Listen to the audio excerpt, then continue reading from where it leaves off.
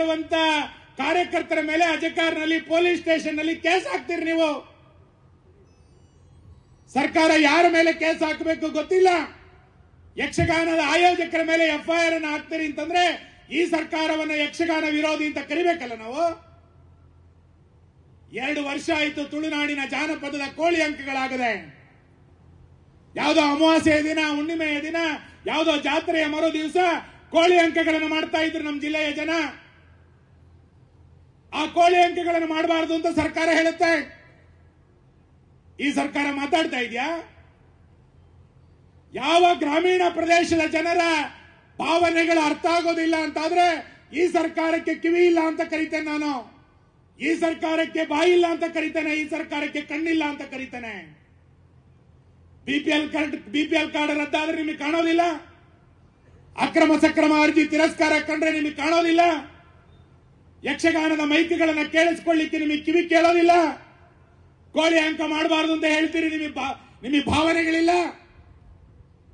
ಈ ಎಲ್ಲ ವಿಷಯಗಳನ್ನು ಇಟ್ಟುಕೊಂಡು ಇವತ್ತಿನ ಈ ಪ್ರತಿಭಟನೆ ಸ್ವಾಮಿ. ನಾವು ಕಾರ್ಕಳದಲ್ಲಿ ಕಳೆದ 10 ವರ್ಷಗಳಲ್ಲಿ ಮಾಡಿರುವಂತಹ ಅಭಿವೃದ್ಧಿಯ ಚಟುವಟಿಕೆಗಳೆಷ್ಟು. ಇವತ್ತು ನಾನು ಹಳ್ಳಿಗೆ ಹೋದಾಗ ಜನ ಅರ್ಜಿಗಳನ್ನು ಇಟ್ಕೊಂಡ್ ಬರ್ತಾರೆ. ಸರ್, ನಮ್ಮ ರಸ್ತೆಗೆ ಕಾಂಕ್ರೀಟ್ ಮಾಡಿ, ನಮ್ಮ ರಸ್ತೆಗೆ ಒಂದು ಡಾಂಬರೀಕರಣ ಮಾಡಿ, ಇಲ್ಲೊಂದು ಕಿಂಡಿ ಅಣೆಕಟ್ಟು ಮಾಡಿಕೊಡಿ ಅಂತ ಕೇಳ್ತಾರೆ. ನಾವು 5-6 ವರ್ಷದ ಅವಧಿಯಲ್ಲಿ 150ಕ್ಕೂ ಹೆಚ್ಚು ಕಿಂಡಿ ಅಣೆಕಟ್ಟುಗಳನ್ನು ಮಾಡಿದ್ವಿ ಕಾರ್ಕಳದಲ್ಲಿ.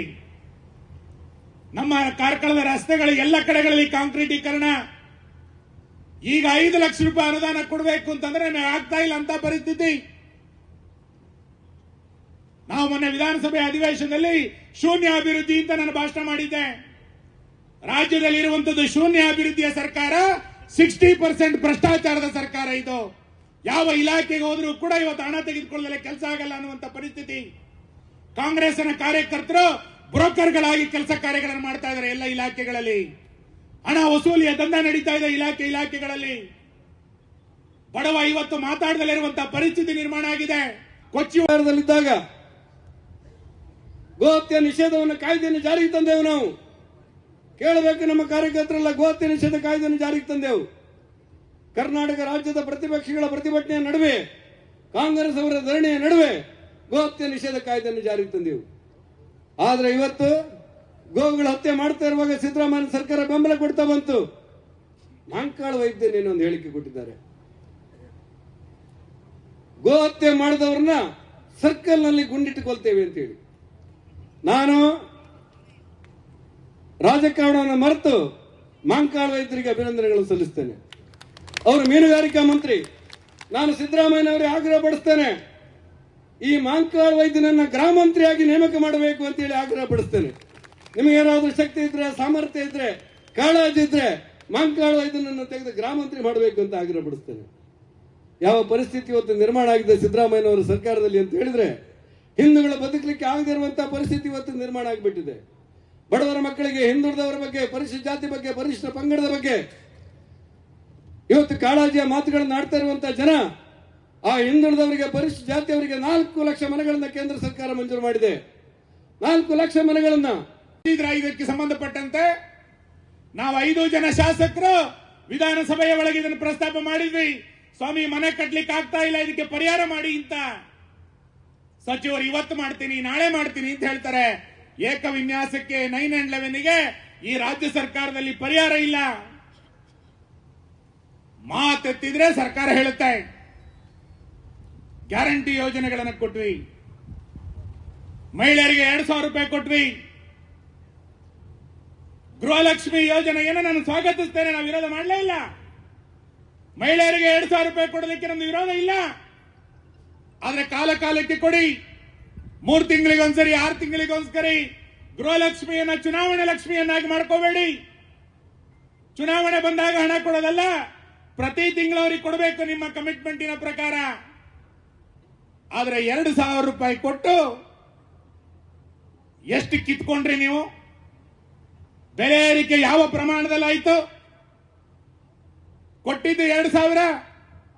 ಬಾಡಿ ಜನ ಕಾಂಗ್ರೆಸ್ಗೆ ಹೇಳ್ತಾರೆ 2,000 ಕೊರಿಯ.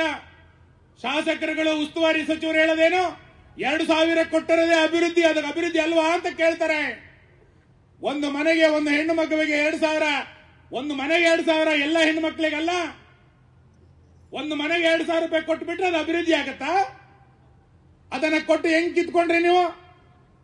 ಸರ್ಕಾರಿ ಬಸ್ಗಳ ರೇಟನ್ನು ಎಷ್ಟು ಜಾಸ್ತಿ ಮಾಡಿದ್ರಿ? ಪೆಟ್ರೋಲ್ ಬೆಲೆ 39 ರೂಪಾಯಿ ಇದ್ದುದು 50 ರೂಪಾಯಿ ಯಾಕಾಯ್ತು? ಅಲ್ಲಿ 10 ರೂಪಾಯಿ ಇವತ್ತು ಜನರಿಂದ ಕಿತ್ಕೊಳ್ಳಿಲ್ವಾ ನೀವು? ತುಂಬಾ ಜನ ಸಂಕೋಚ ಮಾಡ್ಕೊಂಡ್ರು ಮಾತಾಡ್ಲಿಕ್ಕೆ. ನಂಗೆ ಗೊತ್ತಿಲ್ಲ, ನಾನು ಬಿಯರ್ ಕುಡಿಯಲ್ಲ. ಆದ್ರೆ 90 ರೂಪಾಯಿ ಇದ್ದಂತ ಬಿಯರ್ ಇವತ್ತು 190 ರೂಪಾಯಿ ಆಯ್ತಲ್ಲ. ಒಂದು ಕ್ವಾರ್ಟರ್ 90 ರೂಪಾಯಿ, 60 ರೂಪಾಯಿ ಇದ್ದಿದ್ದು 110 ರೂಪಾಯಿ ಆಯ್ತು ಇವತ್ತು. ಯಾರ ಮನೆಯಿಂದ ಕಿತ್ಕೊಂಡ್ರಿ? ಅಬ್ಕಾರಿ ಇಲಾಖೆನಲ್ಲಿ ಎಷ್ಟು ದೊಡ್ಡ ಪ್ರಮಾಣದ ಭ್ರಷ್ಟಾಚಾರ ನಡೀತಾ ಇದೆ? ಯಾರಾದ್ರೂ ಇದನ್ನ ಪ್ರಶ್ನೆ ಮಾಡಿದ್ರ ನೀವು? ಹಾಲಿನ ಬೆಲೆ ಎಷ್ಟು ದೊಡ್ಡ ಪ್ರಮಾಣದಲ್ಲಿ ಜಾಸ್ತಿ ಆಯ್ತು? ಪೆಟ್ರೋಲಿನ ಬೆಲೆ, ಡೀಸೆಲಿನ ಬೆಲೆ, ತಾಲೂಕು ಆಫೀಸ್ ಇಲ್ಲೇ ಇದೆ. ಜನನ ಮರಣ ಪತ್ರವನ್ನ ತೆಗೆದುಕೊಳ್ಳಿಕ್ಕೆ ಹೋದ್ರೆ 4 ಪಟ್ಟು 5 ಪಟ್ಟು ಜಾಸ್ತಿ ಆಗಿದೆ. ಸ್ಟಾಂಪ್ ಡ್ಯೂಟಿ ಎಷ್ಟು ಪ್ರಮಾಣದಲ್ಲಿ ಜಾಸ್ತಿ ಆಯ್ತು? ಟ್ಯಾಕ್ಸ್ಗಳು ಎಷ್ಟು ಜಾಸ್ತಿ ಆಯ್ತು? ಕೊಟ್ಟಿದ್ದು 2,000 ಒಂದು ಮನೆಗೆ, ಆ ಮನೆಯಿಂದ ಪ್ರತಿ ತಿಂಗಳು 6,000 ರೂಪಾಯಿ ಕಿತ್ಕೊಂಡಿದ್ದೀರಿ ನೀವು. ಇದು ಅಭಿವೃದ್ಧಿ ಅಂತ ಹೇಳ್ತಾರೆ ಇದಕ್ಕೆ? ಬಿಪಿಎಲ್ ಕಾರ್ಡಿನ ವಿಷಯಕ್ಕೆ ಬರ್ತೇನೆ ನಾನು. ಕಾಂಗ್ರೆಸ್ಸಿನ ಮುಖಂಡರಿಗೆ ಕೇಳ್ತಾನೆ, ಜಿಲ್ಲಾ ಉಸ್ತುವಾರಿ ಸಚಿವರಿಗೆ ನಾನು ಆಗ್ರಹ ಮಾಡ್ತಾನೆ, ಕಾಂಗ್ರೆಸ್ ಸರ್ಕಾರ ಬಂದ ನಂತರ ಎಷ್ಟು ಜನರಿಗೆ ಬಿಪಿಎಲ್ ಕಾರ್ಡ್ ಅನ್ನ ಕೊಟ್ರಿ ಹೇಳಿ ನೋಡೋಣ ನೀವು. ಬಿಜೆಪಿ ಸರ್ಕಾರದಲ್ಲಿ ಕೊಟ್ಟಂತ ಬಿಪಿಎಲ್ ಕಾರ್ಡ್ಗಳೆಷ್ಟು? ಕಾಂಗ್ರೆಸ್ ಸರ್ಕಾರದಲ್ಲಿ ಕೊಟ್ಟಂತ ಬಿಪಿಎಲ್ ಕಾರ್ಡ್ಗಳೆಷ್ಟು? ಹೊಸ ರೇಷನ್ ಕಾರ್ಡ್ ಕೊಡೋದು ಬಿಡಿ, ನಿಮಗೆ ಯೋಗ್ಯತೆ ಇಲ್ಲ ಹೊಸ ರೇಷನ್ ಕಾರ್ಡ್ ಕೊಡ್ಲಿಕ್ಕೆ. ನಾವು ಇವತ್ತಿನ ಪ್ರತಿಭಟನೆಯಲ್ಲಿ ಬಹಳ ಪ್ರಮುಖವಾಗಿ ಹೇಳ್ತಾ ಇರುವಂತದ್ದು, ನಮ್ಮ ಜಿಲ್ಲೆನಲ್ಲಿ 32,000 ರೇಷನ್ ಕಾರ್ಡ್ಗಳನ್ನು ರದ್ದು ಮಾಡ್ತಾ ಇದ್ದೀರಿ, ಬಿಪಿಎಲ್ ಕಾರ್ಡ್ಗಳನ್ನ. ಇಡೀ ರಾಜ್ಯದಲ್ಲಿ 22 ಲಕ್ಷ ರೇಷನ್ ಕಾರ್ಡ್ಗಳನ್ನು ರದ್ದು ಮಾಡ್ತಾ ಇದ್ದೀರಿ. ಒಂದು ಸಾರಿ ಬಿಪಿಎಲ್ ಕಾರ್ಡ್ ರದ್ದಾದ್ರೆ ಸರ್ಕಾರದ ಯಾವ ಸೌಲಭ್ಯ ಸಿಗುತ್ತೆ ಆ ಕುಟುಂಬಕ್ಕೆ? ಗೃಹಲಕ್ಷ್ಮಿ ಸಿಗೋದಿಲ್ಲ, ಭಾಗ್ಯಲಕ್ಷ್ಮಿ ಸಿಗೋದಿಲ್ಲ, ಆಯುಷ್ಮಾನ್ ಭಾರತ್ ಆಗೋದಿಲ್ಲ, ವಿದ್ಯಾರ್ಥಿಗಳಿಗೆ ಸ್ಕಾಲರ್ಶಿಪ್ ಸಿಗೋದಿಲ್ಲ.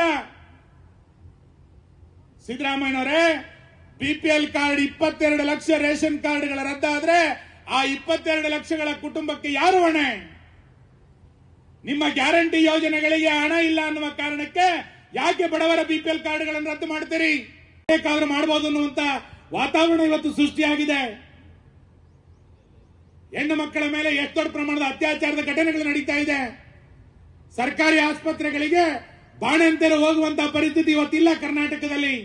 106 ಜನ ಬಾಣಂತಿಯರ ಸಾವಾಯ್ತು. ಈ ಸರ್ಕಾರಕ್ಕೆ ಎಲ್ಲರೂ ನೋವಿನ ಪಶ್ಚಾತ್ತಾಪ ಇದೆಯಾ? ಯಾವ ವಿಷಯದಲ್ಲೂ ಕೂಡ ಪಕ್ವತೆ ಇಲ್ಲಂತ ಈ ಸರ್ಕಾರದ ವಿರುದ್ಧ ಬಿಜೆಪಿ ಕಾರ್ಕಳದಿಂದ ಇವತ್ತು ರಸ್ತೆಗೆ ಇಳಿದಿದ್ದಾವೆ. ನಾನು ವಿನಂತಿ ಮಾಡ್ತೇನೆ ಎಲ್ಲ ಬಂಧುಗಳಿಗೆ, ಸರ್ಕಾರಕ್ಕೆ 2 ವರ್ಷ ಕಾಲಾವಕಾಶವನ್ನು ಕೊಟ್ಟಾಯ್ತು. ಒಂದು ಸರ್ಕಾರ ತಿದ್ದುಪಡಿಯನ್ನು ಮಾಡಿಕೊಳ್ಳಿಕ್ಕೆ, ಸರಿಯಾದ ದಾರಿಯನ್ನು ನಡೀಲಿಕ್ಕೆ 1 ವರ್ಷ ಸಾಕಿತ್ತು. ನಾವು 2 ವರ್ಷ ಕೊಟ್ಟಾಯ್ತು. ಈಗ ರಸ್ತೆಗೆ ಇಳಿಯುವಂತ ಅನಿವಾರ್ಯತೆ ಬಂದಿದೆ. ಇಲ್ಲಿಗೆ ನಿಲ್ಲಿಸೋದಿಲ್ಲ. ಈ ಪ್ರತಿಭಟನೆಯನ್ನ ನಾವು ಬೈಂದೂರಿಗೆ ತೆಗೆದುಕೊಂಡು ಹೋಗ್ತೇವೆ, ಕುಂದಾಪುರಕ್ಕೆ ತೆಗೆದುಕೊಂಡು ಹೋಗ್ತೇವೆ, ಕಾಪುಗೆ ಹೋಗ್ತೇವೆ, ಉಡುಪಿಗೆ ಹೋಗ್ತೇವೆ. ನಂತರ ಇಡೀ ರಾಜ್ಯಾದ್ಯಂತ ಈ ಪ್ರತಿಭಟನೆಯನ್ನು ವಿಸ್ತರಿಸ್ತೇವೆ. ಯಾವ ಬಡವನಿಗೂ ಕೂಡ ತೊಂದರೆ ಆಗೋದಕ್ಕೆ ನಮ್ಮ ಜಿಲ್ಲೆಯಲ್ಲಿ ನಾವು ಬಿಡೋದಿಲ್ಲ ಅನ್ನುವಂತ ತೀರ್ಮಾನವನ್ನು ಈ ಸಂದರ್ಭದಲ್ಲಿ ಮಾಡ್ತಾ, ಈ ಪ್ರತಿಭಟನಾ ಸಭೆಗೆ ಬಂದಂತ ಕಾಂಗ್ರೆಸ್ಸಿಗರು ಮಾತಾಡ್ಲಿಕ್ಕೆ ತಯಾರಿದಾರಾ? ಜಿಲ್ಲಾ ಉಸ್ತುವಾರಿ ಸಚಿವರು ಮಾತಾಡ್ಲಿಕ್ಕೆ ತಯಾರಿದಾರಾ? ಕಳೆದ 2 ವರ್ಷಗಳ ಅವಧಿಯಲ್ಲಿ ಎಷ್ಟು ಜನ ಸಚಿವರು ನಮ್ಮ 3 ಜಿಲ್ಲೆಗಳಿಗೆ ಬಂದು ತಮ್ಮ ಇಲಾಖೆಯ ಪರಿಶೀಲನೆಯನ್ನು ಮಾಡಿದ್ರಿ ಅಂತ ಬೇರಂಗ ಮಾಡಿ. ಯಾವ ಸಚಿವ ನಮ್ಮ 3 ಜಿಲ್ಲೆಗಳಿಗೆ ಬರಲಿಲ್ಲ, ನಮ್ಮ 3 ಜಿಲ್ಲೆಗಳ ಸಮಸ್ಯೆಗಳನ್ನು ಅರ್ಥ ಮಾಡಿಕೊಳ್ಳಿಲ್ಲ. ಆಸ್ಪತ್ರೆಗಳಲ್ಲಿ ಡಾಕ್ಟರ್ಗಳಿಲ್ಲ, ಅಂಗನವಾಡಿ ಕಾರ್ಯಕರ್ತರು ಪ್ರತಿಭಟನೆಯಲ್ಲಿದ್ದಾರೆ. ಯಾವ ಎಲ್ಲ ಇಲಾಖೆಗಳಲ್ಲಿ ಅಧಿಕಾರಿಗಳಿಲ್ಲದೆ ಸ್ವೇಚ್ಛಾಚಾರದ ಆಡಳಿತಗಳು ನಡೀತಾ ಇದೆ. ಈ ಸರ್ಕಾರಕ್ಕೆ ಹೇಳೋರಿಲ್ಲ ಕೇಳೋರಿಲ್ಲ ಅನ್ನುವಂತ ಪರಿಸ್ಥಿತಿ ನಿರ್ಮಾಣ ಆಗಿರುವಂತಹ ಸಂದರ್ಭದಲ್ಲಿ ನಾವು ಏಕಾಏಕಿಯಾಗಿ ಪ್ರತಿಭಟನೆಗೆ ಬರಲಿಲ್ಲ. 2 ವರ್ಷ ಸರ್ಕಾರಕ್ಕೆ ಅವಕಾಶವನ್ನು ಕೊಟ್ಟಿದ್ದಾವೆ.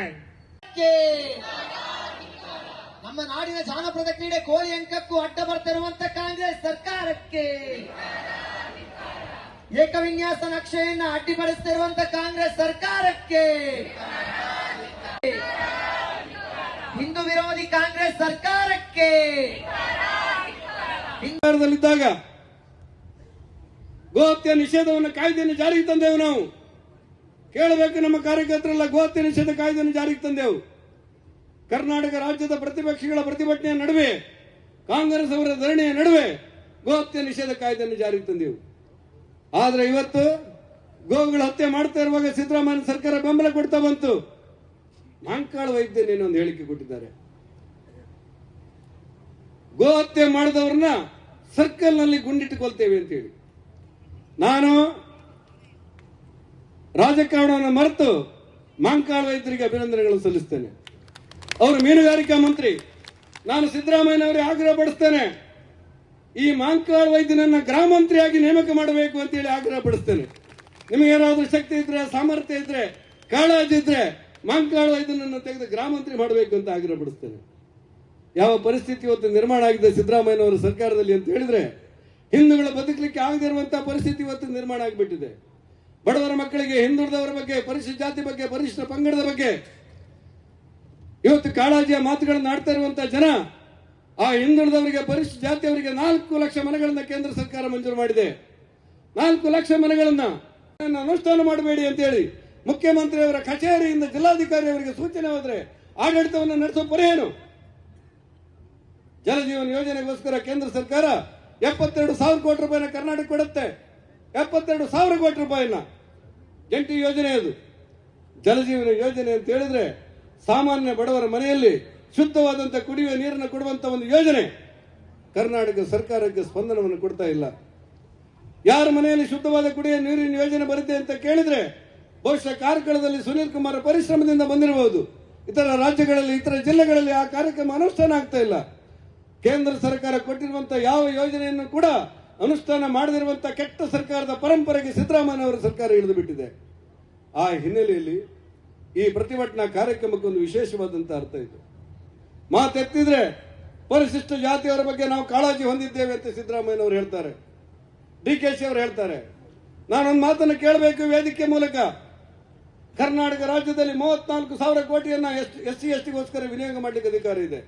34,000 ಕೋಟಿ ರೂಪಾಯಿ ಆ ಬಡವರ ಮಕ್ಕಳ ಶಾಲೆಗೋಸ್ಕರ, ಪರಿಶಿಷ್ಟ ಜಾತಿಯವರ ಮನೆಗೋಸ್ಕರ, ಆ ಪರಿಶಿಷ್ಟ ಪಂಗಡದವರ ಬದುಕಿಗೋಸ್ಕರ 34,000 ಕೋಟಿ ರೂಪಾಯಿ ವಿನಿಯೋಗ ಮಾಡಬೇಕು.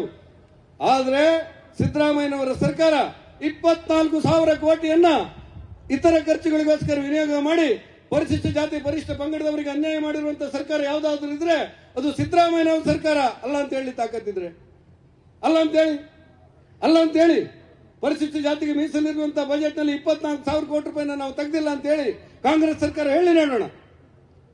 ಪರಿಸ್ಥಿತಿಗಳು ಅಂತ ಕೆಟ್ಟ ಮಟ್ಟಕ್ಕೆ ಬಂದ್ಬಿಟ್ಟಿದೆ. ನಾನು ನಿನ್ನೆ ಭಟ್ಕಳದ ಶಾಸಕ